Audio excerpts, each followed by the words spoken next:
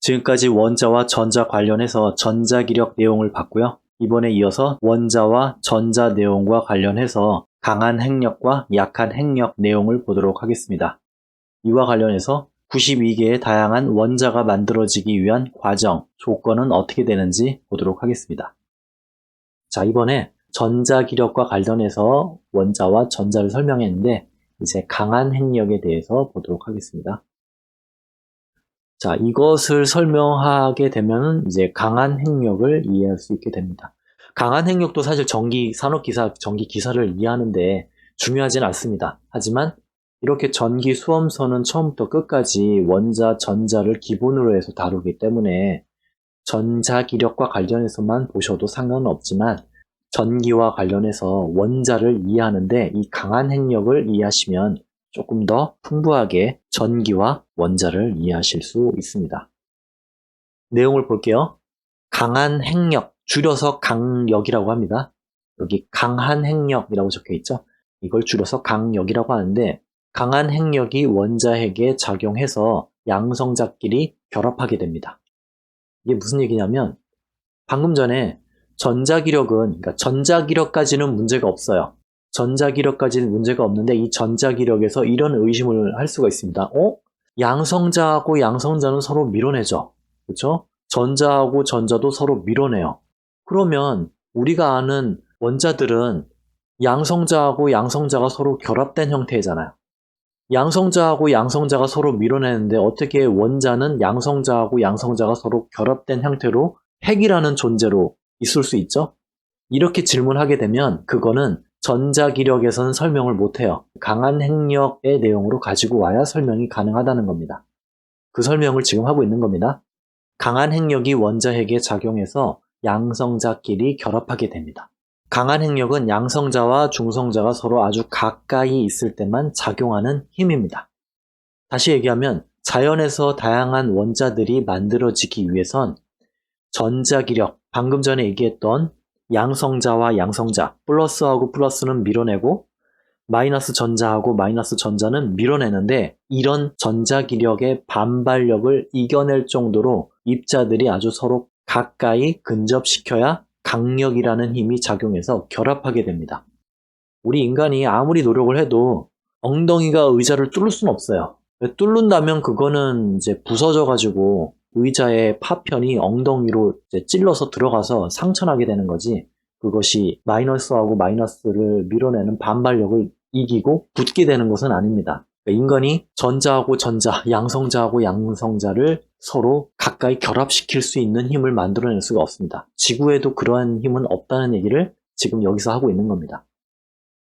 양성자하고 양성자가 결합해서 이렇게 하나의 원소, 수소 하나하고 수소 하나가 결합을 해서 원자 두 개가 하나로 결합이 됐어요. 이 형태는 헬륨이 되는데 이렇게 원자가 계속 결합하게 되면 이렇게 뭉탱이로 많아질 수도 있겠죠.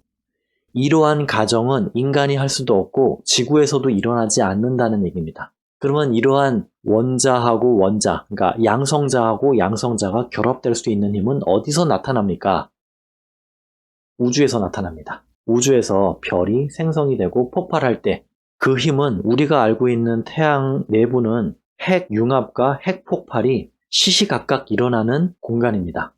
그것이 태양이고 그 에너지로 그 빛이 지구하고 태양계를 비추고 있는 거죠. 근데 우주에서는 그러한 태양이 폭발하고 생성이 됩니다.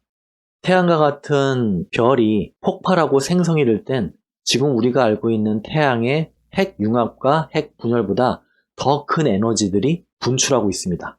그 정도 되는 공간에 양성자들이 있어야지 그 힘으로 이 양성자하고 양성자가 밀어내는 힘을 이겨내고 붙어 있을 수 있게 된다는 얘기입니다. 영상을 볼게요.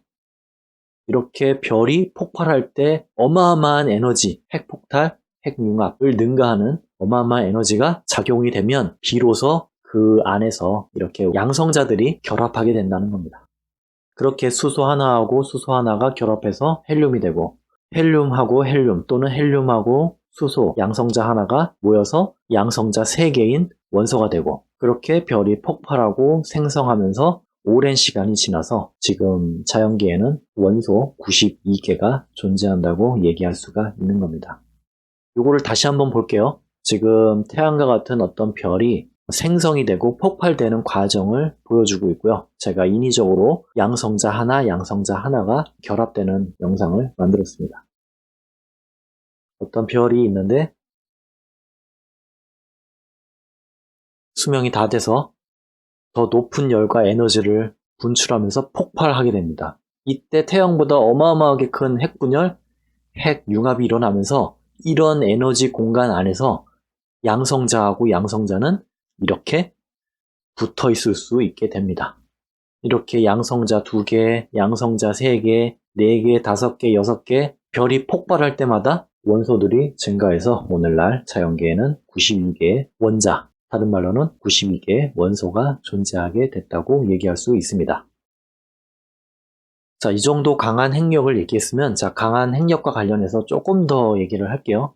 원자를 구성하는 핵이 있고 주변에 전자가 있는데 이러한 원자를 보면은 전자, 중성자, 양성자가 있습니다. 모두 소립자라고 부르게 됩니다.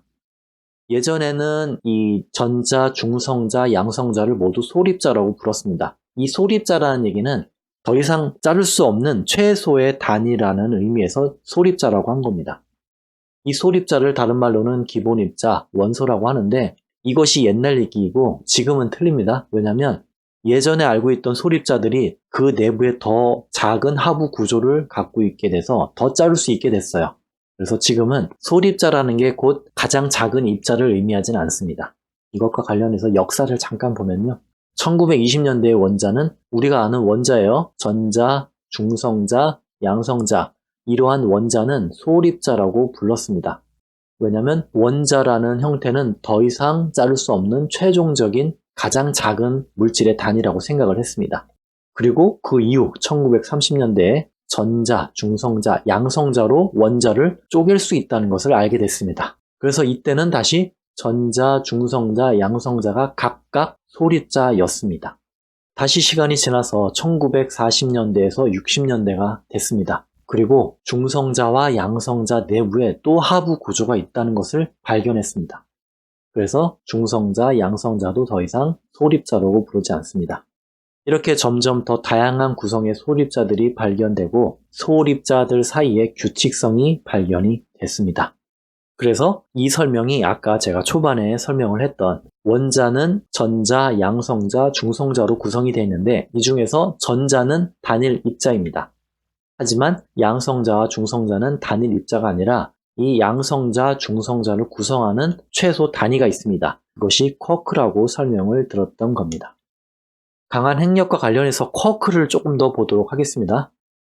자연계에 존재하는 4가지 힘, 중력, 전자기력, 강한 핵력, 약한 핵력과 관련해서 우리가 전기, 산업기사, 기사, 특히 회로이론이라든가 전기 자기학에서 다루는 전기력은 원자와 관련이 돼 있어요. 하지만 강한 핵력과 관련해서 강한 핵력을 만드는 어떤 시스템은 원자를 구성하는, 그러니까 양성자를 구성하는 메존과 바리톤이라는 쿼크라는 물질과 관련이 되어 있습니다. 중요한 내용은 아니니까 그냥 흘려 들어 주시기 바랍니다. 이 메존과 바리톤이라는 것은 양성자를 쪼개면은 그 양성자를 구성하는 어떤 물질이 있는데 렙톤이라는 물질이 있고요. 전자보다 가벼워요. 메존이라는 물질이 있습니다. 전자보다 한 200배가 무겁습니다. 그리고 바리톤이라는 물질이 있습니다. 이것은 양성자와 중성자에 해당하는 소립자입니다. 이런 물질로 구성이 되어 있습니다. 이 중에서 메존이라는 물질은 핵력을 매개하는 물질로 작용합니다. 1970년대에서 80년대에 중성자 내부에 쿼크라는 물질이 발견이 됐고요. 중성자 내부뿐만 아니라 양성자 내부에서도 쿼크라는 물질이 발견이 됐습니다. 그래서 어떤 쿼크의 규칙성을 발견하게 됩니다. 어떤 규칙이냐? 방금 위에서 얘기했던 이 메존이라는 거. 메존은 궁극적으로는 쿼크하고 반쿼크가 결합된 구성이 메존을 구성하게 되고요. 그 쿼크 3개가 구성된 게 바리온을 구성한다는 것을 알게 됐습니다. 그래서 우리가 여기서 볼 수 있듯이 계속 쪼개서 내려가면은 제일 끝에 있는 거는 쿼크입니다. 쿼크. 쿼크가 우리가 알고 있는 물질을 구성하는 최소 단위가 되겠습니다. 물질은 원자로 구성되어 있기 이전에 렙턴과 쿼크로 구성이 되어 있고요. 이것이 소립자라고 부를 수 있는 단위가 됩니다. 그리고 이 렙턴과 쿼크 사이에 작용하는 힘이 강한 핵력입니다. 이 강한 핵력이 별이 폭발하거나 생성될 때 작용이 돼서 양성자와 양성자가 서로 붙어 있을 수 있는, 결합될 수 있는 조건을 만들게 된다는 내용입니다. 본 내용은 조금 붕 뜬 내용이 될 수 있는데요. 원자와 관련해서 이 정도 설명을 드리고 저는 넘어가겠습니다. 아니면 이 화면을 캡처한 다음에 여기에서 다룬 렙턴, 메존, 바리온, 쿼크, 강한 핵력과 관련해서 유튜브라든가 인터넷에서 검색을 하시면 좀 더 상세한 내용을 접하실 수 있을 겁니다. 저는 매우 간략하게 정리를 해서 보여드리는 것 뿐입니다. 자, 이번에는 약한 핵력을 보도록 하겠습니다. 약한 핵력은 내용이 간단합니다. 강한 핵력은 아까도 봤다시피 별이 폭발하거나 생성이 될 때 작용하는 핵융합과 분열, 그 가운데 원자와 원자들이, 양성자와 양성자들이 인위적으로 붙어 있을 수 있게 됩니다. 전자기력의 반발력을 이겨내고 서로 붙어 있을 수 있게 되는 겁니다. 그리고 그렇게 한번 붙게 돼서 유지가 되는 것이 방금 얘기했던 렙턴이라든가 쿼크의 어떤 작용으로 계속 지속적으로 붙어 있을 수 있는 겁니다. 하지만 이게 처음에 원래부터 붙어 있었던 것이 아니기 때문에 시간이 지나면 자연적으로 다시 분열되게 돼 있습니다. 근데 분열되는 속도가 매우 느릴 뿐입니다. 얼마나 느리냐? 일반적으로 지구의 나이가 45억 년이라고 합니다. 하지만 45억 년 동안 한번 양성자와 양성자가 결합이 돼서 지구를 구성하게 된 다음에 그 45억 년 전에 돌이었던 것이 45억 년이 지난 지금도 돌입니다. 변하지 않았다는 거죠. 만약에 양성자하고 양성자가 붙어 있는 상태에서 분리가 됐다면 그건 이제 서로 다른 물질이 됐다는 거잖아요. 서로 다른 물질이 됐으면 더 이상 그 물질이 아니겠죠. 근데 예전 수십억 년 전에 돌이었던 게 아직도 돌인 거는 여전히 최초의 전자기력의 반발력을 이겨내고 양성자와 양성자가 붙어있는 상태가 아직까지 유지가 되고 있다는 거죠. 하지만 45억 년 전과 같진 않을 겁니다. 그때보다는 그 결합 구조가 느슨해졌을 거예요. 그 느슨해진 것을 가지고 우리가 부르는 것이 원자가 붕괴되고 있다고 얘기합니다. 그래서 이렇게 표현할 수 있습니다. 자연에 존재하는 92개의 원자는 양성자와 중성자가 서로 각각 다양하게 구성이 되어 있습니다. 그 구성되어 있는 다양한 원소들이 자연적으로 서서히 붕괴가 됩니다. 양성자하고 양성자가 붙어 있는 것이 점점 흐물흐물해진다는 거죠. 구속력이 점점 약해진다는 얘기죠. 그 붕괴 과정에 방사능이 방출되게 됩니다. 이것이 자연 방사능입니다. 자연 방사능은 무해하다고 얘기를 합니다. 하지만 자연 방사능 중에서도 유해한 게 있습니다. 우라륨 같은 거. 우라륨 같은 물질은 붕괴 속도가 보통 물질보다 빨라요. 그래서 유출되는 방사능도 많습니다. 우라륨을 몸에 지니고 있으면 암이라든가 아니면 사람을 구성하고 있는 화학적 결합 구조를 끊게 돼요. 그래서 암이라든가 피부병을 유발하기 때문에 인체에 직접적으로 해롭습니다. 이러한 자연에서의 원자가 붕괴되는 상태를 전문적으로 표현하면 엔트로피가 감소한다고 표현하게 되는 겁니다. 물리에서 이렇게 표현하죠. 엔트로피가 감소한다. 이렇게 엔트로피가 감소하는 것 또는 다른 말로는 약한 핵력의 내용입니다. 강한 핵력을 이해하시면 약한 핵력은 덩달아 이해가 되는 내용이기 때문에 특별히 별난 내용은 아닙니다. 이렇게 약한 핵력과 강한 핵력, 전자기력을 알아봤습니다. 중력은 전기와 관련해서 우리가 직접적으로 다룰 일이 없기 때문에 중력은 언급하지 않았고요. 여기까지가 강한 핵력과 약한 핵력에 대한 내용이었습니다. 제가 원래 준비한 내용은 원자 1번부터 7번 전기 역사까지 한 편으로 만들려고 했는데 내용이 길어지다 보니까는 중간에 잘랐습니다. 그래서 원자, 전자에 대한 설명을 전자기력과 함께 했고요. 그 다음에 잘라서 5번, 6번 강한 핵력과 약한 핵력에 대한 내용을 이번에 다뤘습니다. 한 번 더 잘라서 다음번에는 7번 전기 역사에 대한 내용을 간단하게 살펴보겠습니다. 감사합니다.